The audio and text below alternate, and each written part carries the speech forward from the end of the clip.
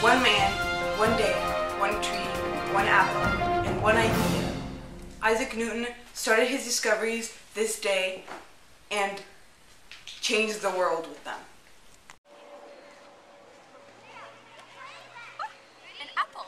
Is there a force that I have not yet discovered? Now on our first topic, Beethoven versus Isaac Newton. Beethoven was deaf and Isaac Newton was antisocial. Despite these challenges, they continued to make music and discoveries. Today's FYI, sport, dangerous, alchemy. All the rage in Newton's world, alchemy is the processes by which one substance turns into another.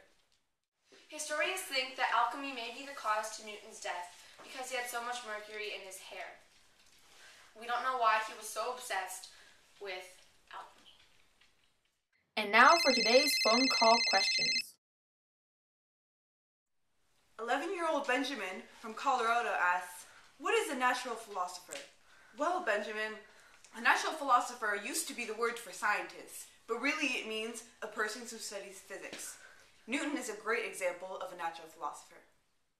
15-year-old Chloe from Canada asks, "What is calculus?" Well, Chloe, thanks for being so interested in science and mathematics. Calculus is the branch of mathematics that deals with finding properties of derivatives and integrals of functions by methods based on the summation of infinitesimal differences. There was a recent report on our security footage that an old, tall woman was begging, pleading for our reporter to tell her what scientific method meant. Here goes to you, Zelda. Hey, you guys! Tell me what the scientific method is.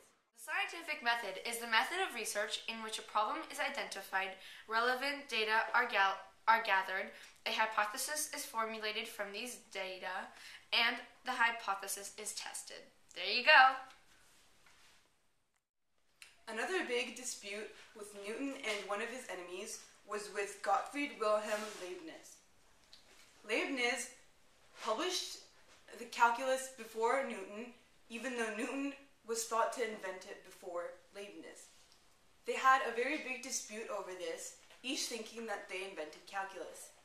Now scientists think that Newton really did invent calculus first.